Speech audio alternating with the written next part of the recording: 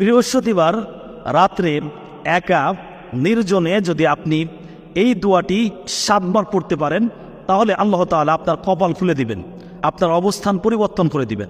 দোয়াটি হলো ইয়া রাফিউ